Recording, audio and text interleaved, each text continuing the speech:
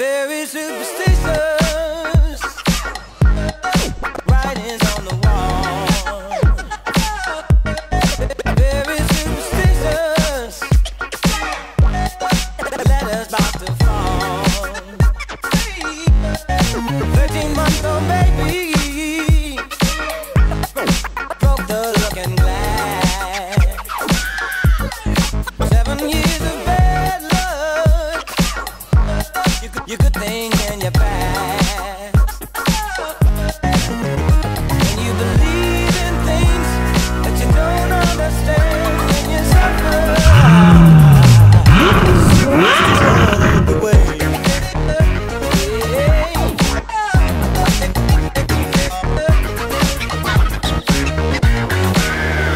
Salut à tous, j'espère que vous allez bien. Aujourd'hui on se retrouve pour une nouvelle vidéo. Un essai abonné de nouveau. Il n'y a pas si longtemps que ça pour être derrière le volant d'une voiture qui fait 740 chevaux. Chez Ferrari, il fallait s'appeler Michael Schumacher. Aujourd'hui c'est possible grâce à la F12 Berlinetta de notre ami Romain qui va nous rejoindre dans quelques secondes. Si tu es nouveau sur World Supercars, n'oublie pas de t'abonner et d'activer la petite cloche des notifications. Tu peux aussi me suivre sur Instagram. Plus d'abonnés, plus de contenu, tout le monde kiffe. Même lui il kiffe. Passons à la F12 Berlinetta. Donc la F12 Berlinetta, elle a été produite de 2012 à 2017 et c'est la voiture qui succède à la 599 GTB. Donc je vais pas te refaire tout le speech sur les ancêtres de cette voiture qui sont mythiques. Déjà, elle est encore dessinée par Pininfarina, la F12. Elle a été sortie au même moment que à peu près la LaFerrari, qui elle a été designée en interne chez Ferrari. Ici le coup de crayon est signé Pininfarina, même si on n'a plus le petit badge Pininfarina qu'il y avait avant sur les anciennes Ferrari. C'est une Berlinetta. Berlinetta, on en a déjà parlé. C'est une voiture 2 places V12 moteur avant. Donc elle aurait pu s'appeler F12 GTB, mais en fait c'est F12 Berlinetta parce que Ferrari a plein de noms à son catalogue et ils aiment changer souvent. V12 moteur avant, 6 litres 3, c'est le même moteur qui vient depuis la Enzo, la 599 qu'il y a eu dans la FF. Il a été retravaillé à chaque fois. Cette fois-ci il fait 6 litres 3 et surtout il gagne une injection directe, ce qui fait qu'il y a un gros changement au niveau de la partition où va jouer cette voiture, vous allez entendre. On n'est plus sur un son rauque comme sur les 599 et sur la Enzo. Là on passe sur un chant de diva, d'opéra. Niveau performance, quand celle-ci est sortie, en fait le bond qu'il y a de la 599 à la F12 est colossal par rapport au bond par exemple qu'il y a entre la F12 et la 812. La 812 c'est pour moi une F12 améliorée. Ça c'est une voiture totalement inédite, totalement nouvelle par rapport à la 599 GTB. 740 chevaux à 8250 tours minute, 690 Nm de couple à 6000 tours minute. On est bon pour un 0 à 100 km/h en 3 secondes 1, 0 à 200, 8 secondes 5. C'est juste, tu clignes des yeux, t'es à 200.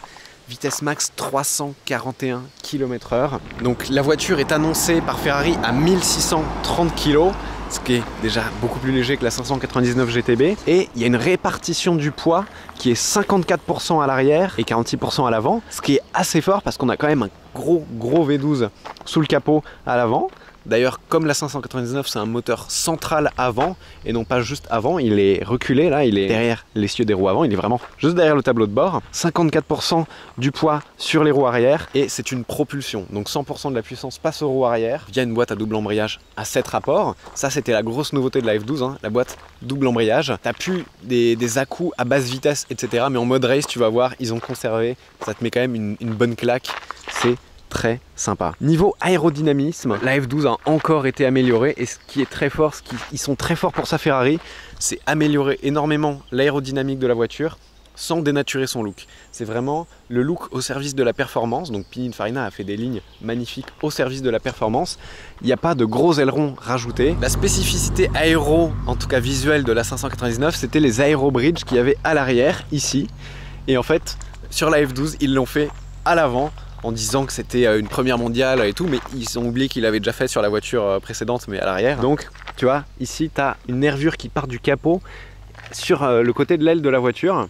Et en fait, ici, c'est ça l'aérobridge. Tu as un petit passage, l'air passe en dessous, ressort ici et plaque l'avant de la voiture au sol. Et avec le fond plat amélioré, qui se termine d'ailleurs par un vrai diffuseur, et non pas juste un diffuseur pour faire joli comme sur certaines voitures. Ici, tu as un vrai diffuseur, etc. L'aérodynamisme est travaillé. Tu as à 200 km/h 123 kg d'appui sur la voiture, ce qui est plus du double que ce qu'on avait sur la 599. Donc voiture plus légère, beaucoup plus puissante. On passe de 620 chevaux à 740 chevaux, plus 120 chevaux sur un moteur Atmo, c'est déjà énorme. Donc jusqu'en 2017, il y a eu la F12. En 2015, ils ont sorti la F12 TDF, 780 chevaux. Ferrari, c'est les dieux des moteurs Atmo pour moi. Donc beaucoup plus dynamique qu'une 599, mais ça reste une GT. Vous allez voir, l'intérieur, c'est confortable et on a un coffre. Petite particularité aussi à l'avant, un truc qui était nouveau sur la F12, c'est ces petites écopes qui s'ouvrent lorsque les freins ont besoin de refroidissement et uniquement lorsqu'ils ont besoin de refroidissement. Les freins carbone céramique, 398 mm à l'avant, 360 mm à l'arrière. Carbone céramique percé, ventilé, étrier fixe à 6 pistons à l'avant, 4 pistons à l'arrière. Celle-ci a pour moi les plus belles jantes qui étaient proposées sur la F12. Elles sont agressives, j'aime beaucoup. On a les étriers noirs, pas les étriers jaunes, et cette voiture, elle est homogène à ce niveau-là. C'est que c'est un gris Silverstone, donc un gris un peu foncé, et tous les éléments qui étaient chromés ont été déchromés. Donc ils sont noirs ou noir mat. Tu as pas de gris chromé à l'avant, pas de cavallino chromé, pas de jantes chromées, et à l'arrière, pas de cavallino chromé non plus ici. À l'arrière, le design est vraiment très beau, très pur, tout droit comparé à la 599 qui était vraiment arrondi. On a cette espèce de design en forme de T qui part des phares et qui descend en bas jusqu'au centre du diffuseur. C'est vraiment très sensuel comme design, comme courbe, et est apparu sur la F12 ce petit phare de brouillard qui intègre d'ailleurs la caméra de recul, qui vraiment provient directement de la Formule 1. C'est le phare qui est allumé sur les F1 quand il pleut. Là, on a ça sur la F12. On a la petite malle arrière qui s'ouvre ici, je vais vous montrer. Donc le petit bouton du coffre, il est là. Hop. Et tu vois, on a de la place ici pour mettre franchement 2 valises. Et en plus, derrière les sièges, comme c'est une 2 places, tu as encore de la place pour rajouter du chargement, etc. Donc tu peux partir une semaine en vacances sans problème. Le moteur, je vais vous le montrer. Hop là! Regarde-moi ce V12. Donc tu vois, je te disais que les roues, l'axe des roues, il est là. Et bah le moteur, il est derrière l'axe des roues. Entre les roues et le tableau de bord. 6 litres 3 de cylindrée. Qu'est-ce qu'il est beau. Ferrari, ils savent faire des beaux moteurs. Je te disais, c'est une GT. Ils ont fait quelque chose de très beau, très confortable. Les sièges déjà, c'est pas des baquets fixes, coque carbone, etc. C'est vraiment des sièges GT. T'es vraiment bien assis dedans. Niveau poste de conduite, la F12 a hérité de celui qui était apparu sur la 458 Italia. Il y a un certain angle des commandes qui est dirigé vers le conducteur. On a ce volant qui est apparu sur la 458. Ils ont voulu faire un volant qui ressemble à un volant de Formule 1 parce que tous les boutons sont dessus. Il n'y a pas de commodo derrière. Donc tu as le bouton start, le bouton des suspensions, le magnétino pour les modes de conduite, les clignotants, le lave-glace, les phares, etc. Et derrière, tu as les palettes en carbone. Et là où la 599 amenait vraiment un côté raffiné à l'intérieur par rapport à la 575, celle-ci ajoute à la 599 une touche de technologie de high-tech. Et ici, le petit écran passager qui était en option à peu près à 3000 €, où tu as le mode de conduite, tu peux avoir la vitesse et plein de sortes d'informations. C'est pas une voiture qui est si grande que ça, elle est assez svelte. Par exemple, elle est 11 cm plus courte qu'une Aston Martin Vanquish et 16 cm plus courte qu'une Lamborghini Aventador. C'est une voiture qui est à mi-chemin entre la supercar et la GT. La F12 Berlinetta, une GT super motorisée, supra motorisée. Bon, assez parlé de ce bijou italien. On va écouter le son et on va y aller. On a encore la procédure de départ à 2 étapes. T'as toujours la petite clé rouge qui a disparu sur la 812. Donc tu mets la clé, tu la tournes, tout s'allume, tout se met en vie. Pied sur le frein, engine start, musique.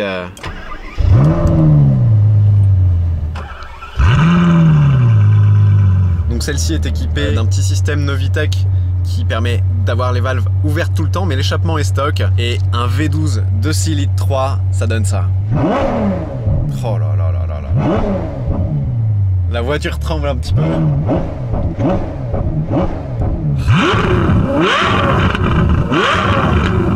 La zone rouge commence à 8700 tours minute. Et on a les shift lights. Oh là là là là là là là là là.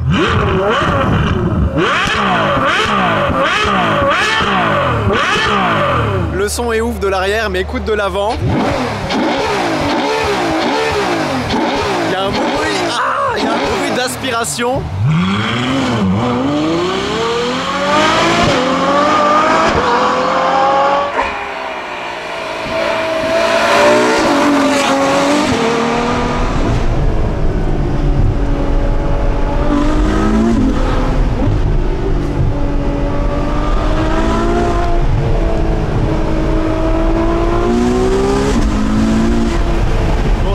On a a trouvé un petit muret. Allez.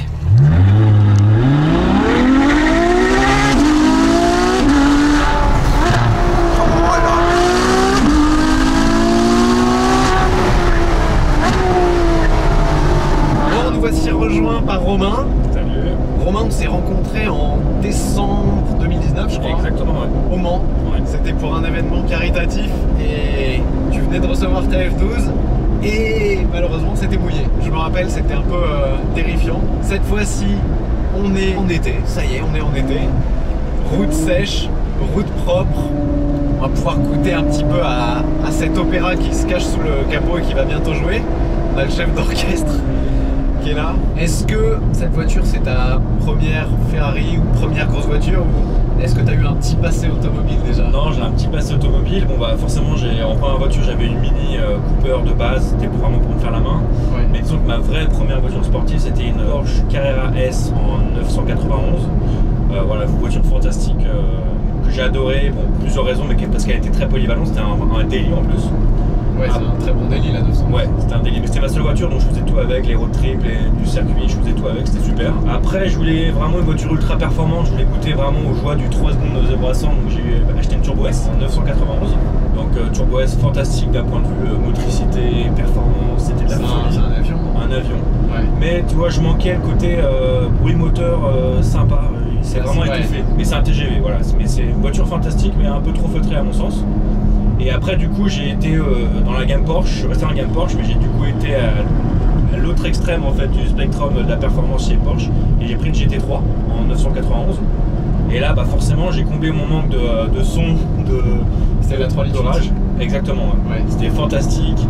J'en ai vraiment profité pour faire un peu plus de circuit. J'avais modifié avec partie d'échappement de Porsche Cup. Donc vraiment, ça gueulait bien comme il fallait. Ah oui. Avec les 9000 tours, tu peux t'imaginer. Oh là là. C'était vraiment cool. Et c'était mon daily aussi. C'était encore ma seule voiture. Ouais, ma GT3. Donc j'allais tous les jours au bureau en GT3 et bah, c'était incroyable. Et moi, je n'ai jamais trouvé inconfortable cette voiture, malgré le fait d'avoir fait des road trips, etc. J'ai adoré la GT3. Je l'ai vendue un peu à contre-cœur, mais il fallait que je la vende pour une raison de kilométrage. J'arrivais à un kilométrage qui était un peu trop élevé. Je voulais pas trop perdre d'argent. Et du coup, je voulais accéder à mon rêve absolu qui était Ferrari. Je pense que c'est un peu le rêve de nous tous quand on est fan de caisse. Au début, je voulais aller une 599. Ouais. Parce que folie du V12, le design pour moi, c'est la plus belle voiture du monde. Mais la boîte me rechignait, j'avais peur des problèmes de fiabilité, etc. Du coup, j'ai pris une 458. Ouais. Boîte double embrayage avec le V8. Enfin, voiture que j'ai adorée, j'ai beaucoup roulé, j'étais jusqu'à Maranello. J'ai accédé vraiment au club Ferrari et qui te donne accès à beaucoup de choses. D'accord. Et en fait, t'achètes pas juste une voiture. Quand t'achètes une voiture chez Ferrari, t'achètes vraiment un univers. Et moi, ça m'a vraiment comblé, si tu veux, en tant que passionné fan de Ferrari, ça m'a comblé de A à Z. La voiture qui était fantastique. J'en ai profité pour faire un peu de circuit aussi avec. Et après, bah voilà, l'idée c'était de continuer chez Ferrari et d'accéder à mon rêve absolu, c'était le V12 Ferrari. Ok. Et comme je voulais contrer ce problème de fiabilité de la 599 et la peur de ne pas avoir de garantie, etc., je me suis orienté vers la F12. Qui, moi, pour être honnête, je pense que. Mission accomplie, bravo. Ouais, vraiment incroyable. Le design de la voiture, je m'en lasse jamais. C'est un vrai compromis entre l'élégance et la sportivité. Et il y a un côté extrêmement. En fait, j'ai vraiment découvert le V12 avec cette voiture. Forcément, l'autre côté monteux, très coupleux. Tu peux être en 5ème à 50. Ouais. La voiture reprend, il n'y a pas de souci. C'est assez calme, assez rangé. Et quand tu veux, tu baisses des rapports. Et là, ça devient un missile très très rageur, très sportif. Aussi sportif qu'une 458 quasiment. Donc c'est un peu le meilleur des deux mondes en fait. Après t'as un esprit qui est très jeté à l'intérieur, donc c'est quelque chose qui me plaît un peu moins dans mon esprit moi de l'automobile. J'aime bien les trucs un peu plus rugueux, un peu plus dur. Mais en tout cas le côté agressif du moteur est jouissif. Quand elle est sortie et que Top Gear, Jeremy Clarkson l'a essayé, j'imagine que tu as vu l'essai. Ouais. Lui son mantra c'est vraiment power. Tu vois tout le temps il dit power. Il n'y a jamais assez de puissance pour lui. Quand il a essayé cette caisse, il a dit dans l'essai, c'est la première fois, peut-être, le défaut de la voiture, c'est qu'elle est trop puissante. Ouais. Et quand Clarkson dit ça, tu te dis merde, quand même, ça doit. Et en effet, elle est un peu terrifiante. Vraiment, moi je Il faut l'ai eu. vraiment s'y acclimater. Je l'ai acheté en octobre de l'année dernière. Je l'ai un petit peu roulé à cette période-là, mais il faisait commencer à faire froid. Froid et humide. Ouais, et j'ai mis, franchement, j'ai bien mis un mois avant d'avoir la sérénité et la confiance en la voiture pour me dire, je peux mettre pied dans l'accélération dans telle et telle condition. C'est une voiture vraiment qu'il faut approcher avec beaucoup d'humilité. Parce que même si tu as un bon coup de volant, la puissance de feu qu'il y a derrière, est tellement colossal avec le couple, surtout. C'est-à-dire que t'as pas juste cette puissance dans les tours à 9000, etc. qui pousse, mais t'as vraiment ce couple monstrueux de 700 Newton qui t'envoie très vite.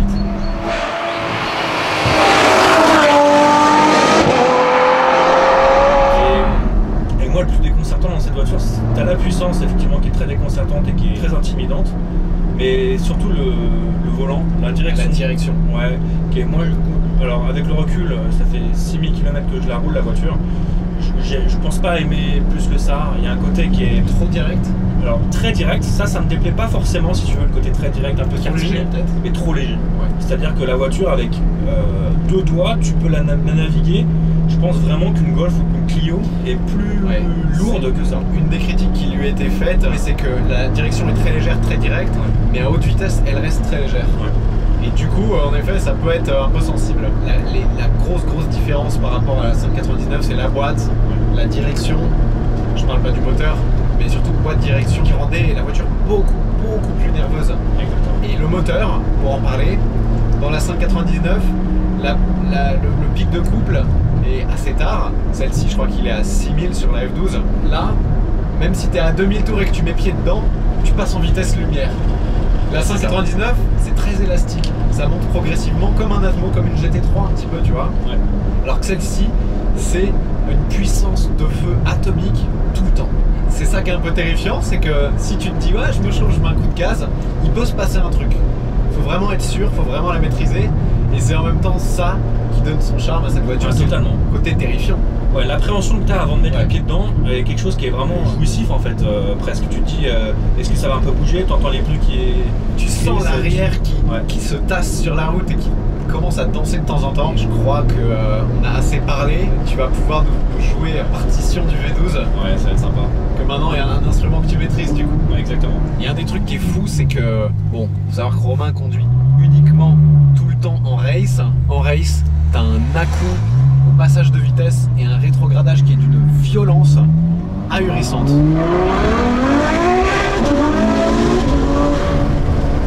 Oh, on entend les pneus qui cherchent de la traction là. Et vraiment celle-ci te colle au paquet. C'est une puissance qui te colle dans le siège. Tu vois la Pista là, la vidéo de la Pista, cette caisse qui t'écrasait dans le siège, elle fait 720 chevaux. Là, une voiture qui est sortie quand même des années avant, on a 740 chevaux. Elle est sortie quand même en 2012. La F12, celle-ci, c'est une de quelle année? 2014. 2014. Et en 2012, d'avoir ce niveau de performance quand elle est sortie, c'était mais what? Je pense qu'ils sont pas prêts devant là. Non, ils sont pas prêts.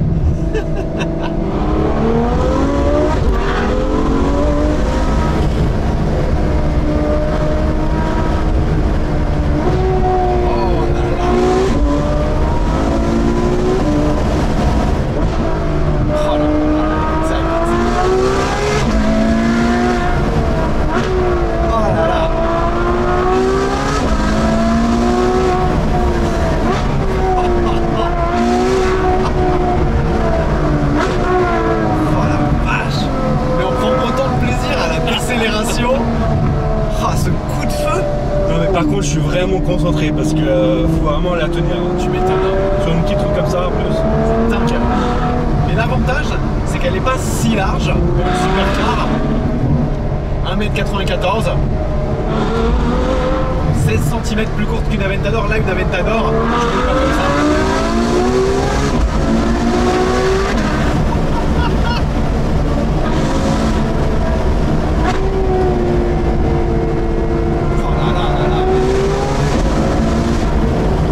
Cette voiture elle carbure pas à l'essence. Comme Ferrari, ils ont mis un réservoir de nitroglycérine derrière. Oh là là là là. Ah ça fait du bien. Des sensations comme ça dans les modernes, ça devient vraiment très rare. Et niveau conso, parce que là on est sur un V12 Atmo. Tu fais combien de litres le réservoir? 90 ou 92 litres, je crois. Tu fais combien de bornes avec un plein? Bah, globalement, je pense que... Là, tu roules pas comme ça tout le temps, j'imagine. Mais... Non, mais franchement, même sur autoroute, si t'es à 130, 140 au limiteur, tu vas de toute manière être à 17 litres au moins. Ouais. Et quand tu tapes dedans, bah, tu vois, sur le Bugatti, Je pense que je devais être à 50-60 litres au 100. Fait 12 atmos, il y a des cylindres à remplir, c'est comme ça. Hein. Ouais, c'est un peu déconcertant, surtout quand t'es en ville, un peu à l'arrêt, etc. Quand t'es à Paris, ouais. Tu vois vraiment quasiment la jauge descendre à vue d'œil. C'est pas tape à l'œil une F12. Non. Tu passes, c'est élégant, c'est pas tape à l'œil. Une 458 rouge, c'est tape à l'œil. Même si c'est beau, tu vois, c'est tape à l'œil. Et pour des gens qui aiment pas les voitures, tu sais que ça va agresser leur regard. Ouais, exactement. Une F12, dire c'est classe. Quels sont les défauts que tu trouves à cette voiture, ce que t'aimes vraiment pas, que t'aimerais changer sur cette voiture si tu pouvais? Alors sur celle-ci, ce modèle-ci n'a pas le lift, un système pour lever l'essieu avant qui peut être un problème pour l'accessibilité de la voiture, pour quand tu rentres dans un parking, pour certains dodanes, etc. Celle-ci en plus c'est avec les ressorts Novitec qui est particulièrement basse. Donc ça c'est peut-être un défaut effectivement. Après c'est une question d'option. Après sur la F12, en défaut, par rapport à l'esprit très GT de la voiture, je vais quand même rejoindre Clarkson. Je pense qu'il y a trop de puissance. C'est surmotorisé. Je pense que c'est surmotorisé par rapport à l'emploi que la majeure partie des gens vont en faire de cette voiture. Parce que tu vas pas vraiment sur circuit avec une F12. Moi je l'ai fait pour me rendre compte un peu des performances, mais je pense que 95% des clients ils ont jamais été sur circuit avec. Et puis surtout sur route, le moment où tu peux exploiter vraiment toute la puissance, il est quasi inexistant. Ouais, quand même savoir un peu conduire pour... C'est pas une voiture à mettre entre toutes les mains. Non. Ah ça c'est clair et net. Moi je sais que tu vois mes dernières Porsche, même la GT3, je pouvais les prêter à mes amis, même quand j'étais à côté d'eux, j'avais quand même confiance et c'est des voitures assez progressives, etc. Ouais. Ça, si t'as pas l'habitude d'une réactivité à l'accélérateur aussi fine, faut être et très très vif. Ouais, et la direction qui est très rapide, tu peux rapidement te mettre dans le décor. Ouais. Et si tu devais la remplacer? Je suis sûr que tu y as déjà réfléchi. Ouais, bien sûr. Je pense que j'aimerais retourner à mon premier amour qui était la GT3. Ouais. Donc idéalement une ERS en phase 2 en 991, c'est quelque chose qui me plairait énormément. Après avoir le prochain GT4 RS qui arrive, ça pourrait être un truc intéressant, on en parlait juste avant. Ouais. Mais voilà, j'aimerais envie de retrouver quelque chose de plus rigide, plus dur. Plus typé piste. Plus typé piste pour vraiment pouvoir retourner sur le circuit sans arrière-pensée. D'accord. Après j'ai toujours le rêve, Huracan Performante.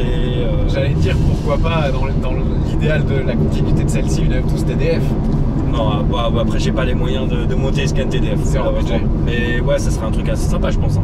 Bon, obligé, on n'a pas trouvé beaucoup de tunnels ici, on a un petit. Oh là là là là. J'ai peur.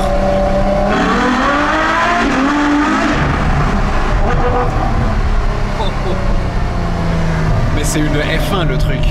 Ça fait même plus de bruit qu'une F1 moderne. Je pense qu'il faut pas prendre de gens qui ont des problèmes cardiaques dans cette caisse. Non. Mais vraiment.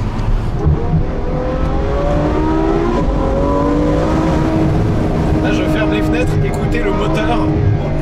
J'ai la nervosité, putain. On entend sur cette voiture, ce qui est ouf c'est qu'on entend autant l'échappement que le moteur.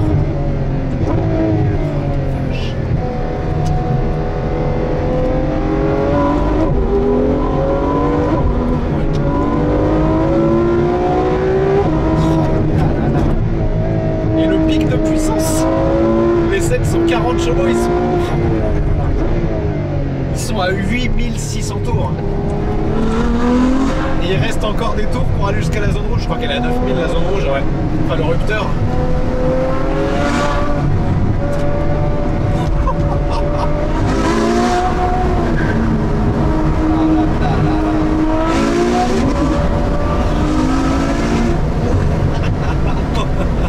Ah, c'est bon son.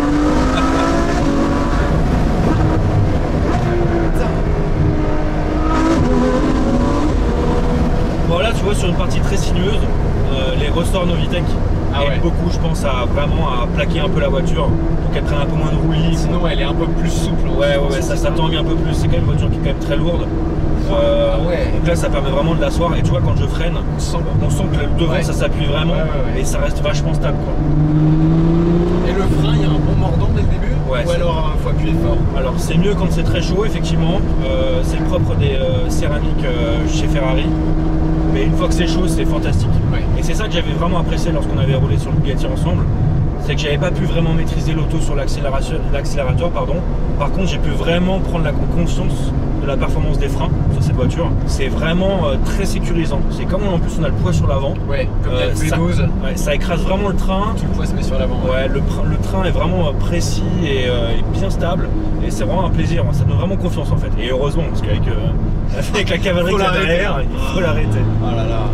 Et le petit bouton route bosselée, il marche quand même? Ouais, il marche quand même parce que tu gardes les mêmes suspensions, mais tu as juste les ressorts qui changent. C'est juste les ressorts, d'accord. Et les sièges, j'en parlais tout à l'heure, ils sont super confortables. Ouais, ils sont super. Il manque un peu de maintien, tu vois, quand tu commences à enrouler un peu sur la petite route. Voilà, sur piste, ce sera le défaut. Ouais. T'es pas maintenu comme dans un baquet. Après, tu as les sièges racing Ferrari qu'on appelle le Gold Rack, qui sont très beaux, qui existent, mais je trouve que ça n'allait pas avec l'esprit de la voiture, parce qu'ils sont beaucoup plus durs. C'est ceux que j'avais dans la 458, qui sont très très beaux, mais qui vont pas avec l'esprit GT, et qui sont quand même beaucoup plus durs. Elle est faite pour voyager. Après, si tu voyages sur une autoroute allemande, c'est mieux. Tu peux enquiller les kilomètres, les centaines voire les milliers de kilomètres. Bon, va falloir s'arrêter de temps en temps pour faire le plein, mais super voyageuse. Ah, tu peux rouler tous les jours en F12 sans aucun problème. C'est une voiture qui est pas du tout contraignante. En ville, elle est pas contraignante. Non. La direction est super légère, super directe. Enfin, pour se garer, c'est facile. T'as la caméra, t'as les capteurs et tout. C'est vraiment pas contraignant du tout. Et c'est pas une très grosse voiture en fait. Non, elle est pas si grosse que ça. Puis c'est moins large aussi et plus court qu'une 599. Donc ils ont eu un mouvement assez intelligent chez Ferrari de réduire un peu la taille de leur porte-étendard de l'époque. Ce bruit à bas régime là. T'es quoi, t'es en première là? Non, je suis en seconde. Oh là là là là. Les valves sont juste ouvertes en fait. Tu profites vachement du V12 en fait, tout le temps. Ça change totalement la voiture, juste de garder les valves ouvertes. Pour moi, c'est une modification. Je l'avais sur la 458, là je l'ai fait remettre. C'est une modification qui est absolument obligatoire sur la Ferrari. Indispensable. Sinon, tu n'entends rien. Là, ça te donne un tel plaisir auditif en plus. T'as pas vraiment besoin de rouler fort avec cette voiture. Non. Tu vois, là tu profites. T'as pas besoin, mais quand tu le fais, c'est pour te remettre les idées en place. Exactement. Quoi. Et vraiment, ça les remet en place. Là, tu vois, on sort d'un village, on est en 3ème à 50, tranquille.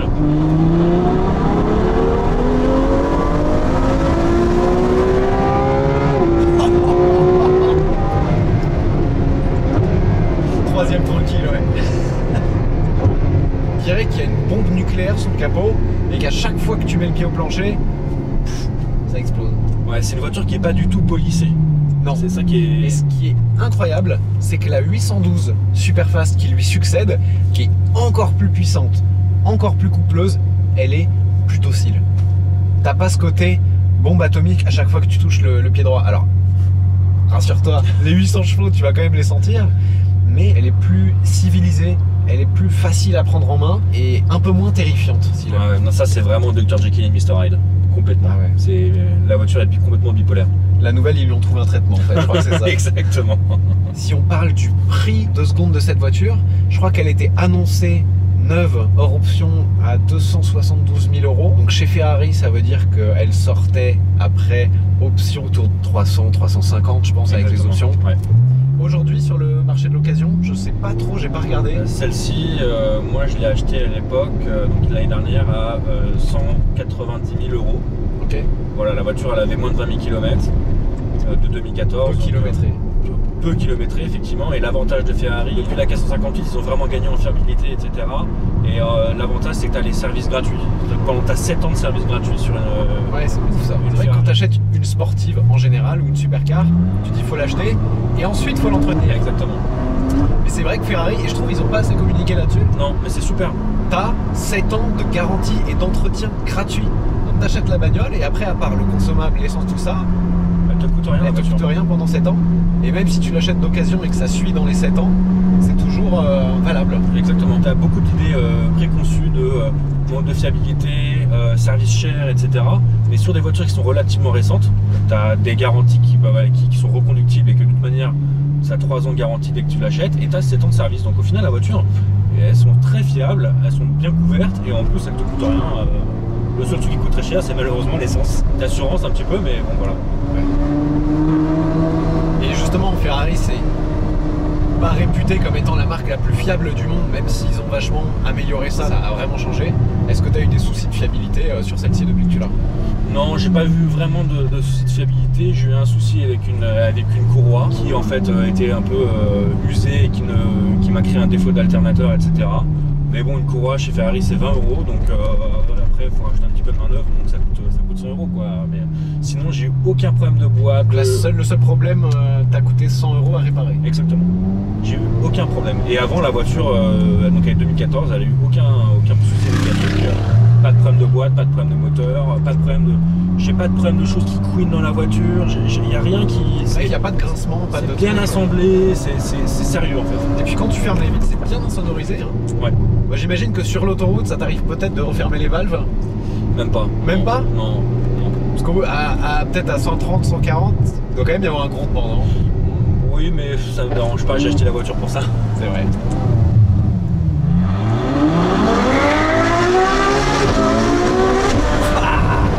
Mais c'est le meilleur moteur du monde. Ah, on arrive dans les 17 tournants là. Je crois que le motard devant il est pas prêt non plus. On va pas le pousser à la faute. Oh mais ce moteur, mais c'est incroyable. Il n'y a pas de... Le pic de puissance est très haut, mais il n'y a pas besoin, t'as l'impression qu'il n'y a pas besoin de monter en régime pour avoir le couple. Et en fait, tu vois, je te disais tout à l'heure que pour moi la qualité principale c'était le moteur. La faiblesse c'était cette direction qui est très particulière. Mais au final, tu vois, c'est une route qui est très sinueuse comme ça. Le moteur te permet de complètement effacer le poids de la voiture qui est quand même balèze. Ouais, et puis cette direction qui est très légère te permet aussi de d'effacer le poids de la voiture en fait. Oui. Oui. Donc sur une petite route sinueuse, tu t'amuses vraiment comme si tu étais dans une petite GT. Oui, t'as pas besoin de tourner le volant. Ouais. Enfin, pas trop. Mais t'as pas l'impression de lutter sur une caisse lourde. Ouais. Et comme elle est bien sur le sol, tu sens pas trop les transferts de masse. Non. Elle est plaquée au sol quoi. Ouais. Tu peux vraiment t'amuser avec cette voiture, c'est pas juste une grosse GT. Bon, c'est la fin de cette vidéo. Je pense que c'était la plus énervée de toutes jusqu'ici. Merci énormément Romain d'avoir accepté de faire ce petit format avec moi. J'espère que ça vous a plu. Si c'est le cas, n'hésitez pas à mettre dans les commentaires ce qui vous a plu dans cette voiture ou alors des questions auxquelles on n'a pas répondu. N'hésitez pas à vous abonner pour les prochaines vidéos parce que ça a l'air de vous plaire, ça a l'air de marcher, donc on va continuer. Je vous remets le Insta de Romain qui partage sa voiture et sa passion automobile comme nous assez souvent. Merci de votre fidélité et à très bientôt pour une prochaine vidéo. Ciao. Ciao.